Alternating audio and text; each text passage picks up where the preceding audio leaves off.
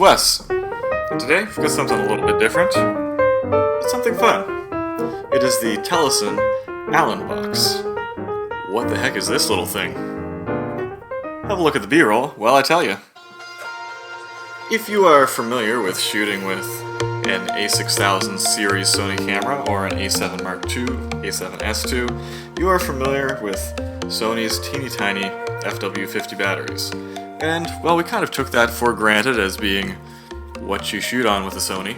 For years, things have changed a little bit with the FZ100 batteries. But not everyone is on FZ100. We still have the brand new A6400 and the A6500 and the A7S Mark II are still current cameras. And we're still burning through a pile of FW-50 batteries. Yes, I have a lot of them. So when you go out to shoot with one of these cameras, you gotta bring some batteries in your bag. So, might as well have somewhere to store them. The Allin box has two handy-dandy little spots to store these batteries, which is fun. And there's also two handy-dandy little spots to store SD cards, which is a little bit unnecessary for me because I tend to use 128 gigabyte SD cards, but it's still super convenient to be able to do that. It has a rubberized housing, but don't confuse that for being weather sealed.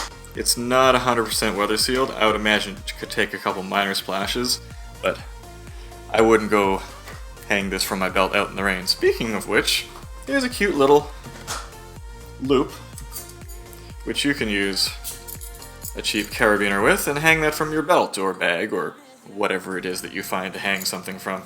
Okay, I can hear you saying, why do I need a funny little rubber box in which to store my batteries and SD cards?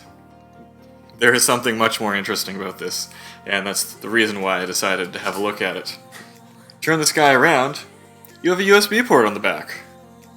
What's that for? Well, once you're done your day of shooting, you pop your SD card in the box, you put your two batteries that you used in the box, and you plug it into your computer. Bada bing, bada boom. You're charging your SD cards, and you're reading your memory card. That's pretty clever. Okay, obviously there are some downsides to this particular design.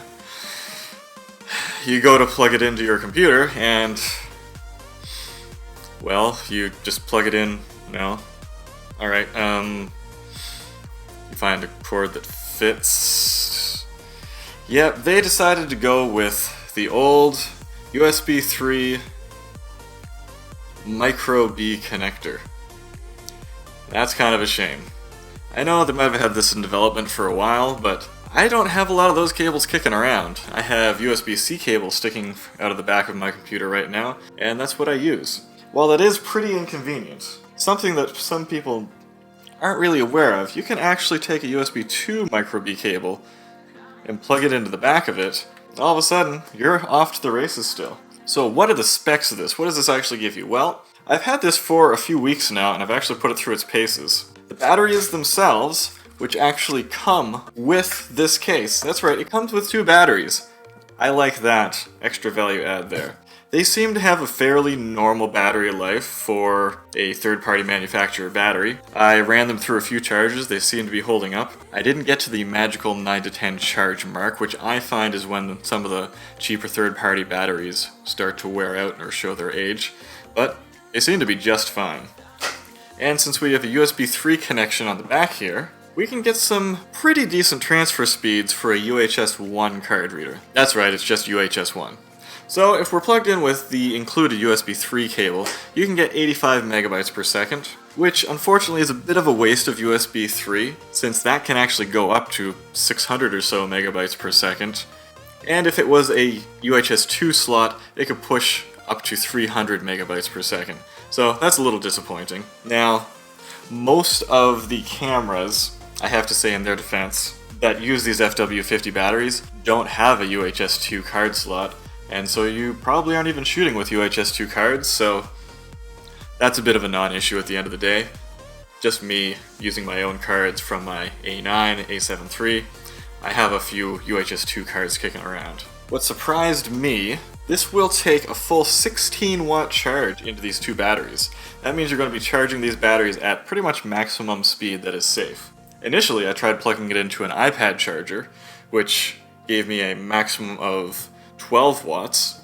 That wasn't enough for this, so I got a gigantic charger and plugged this puppy in. And guess what? It put even more wattage into this. While charging, you do actually get some charge indicators on the front, which look like happy little smiling eyes. We'll turn the lights down to look a little closer. Where could this be improved? I mean, I generally like it, but I have a couple issues, obviously, in addition to the weird connector on the back. If there was a built-in lithium-ion battery, just make this a tiny bit bigger. To be able to recharge the batteries on the go, that would be great. Used to shoot weddings with these batteries, and I would go through 10 in the run of a wedding day on 2 cameras. So if I could be charging them on the go, that would be pretty convenient.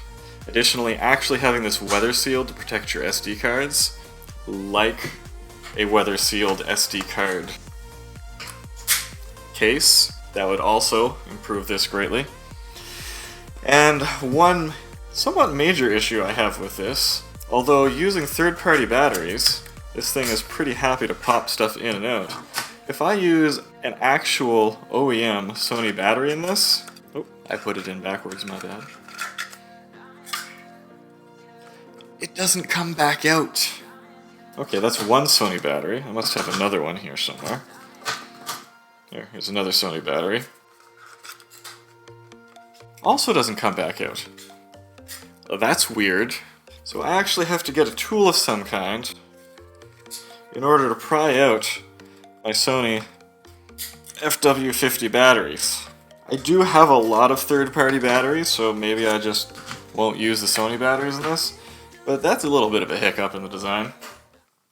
Overall though, I like this. It's pretty cheap. You want to pick one up? Give it a try. It comes in a few different flavors, not just Sony batteries, a few different colors, not just gray and black. You can get one of those down in the link in the description. So, until next time,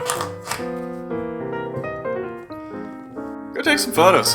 And don't forget to stay charged.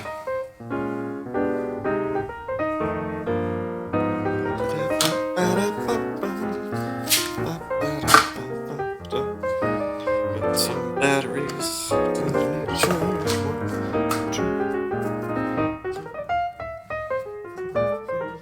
6, 7.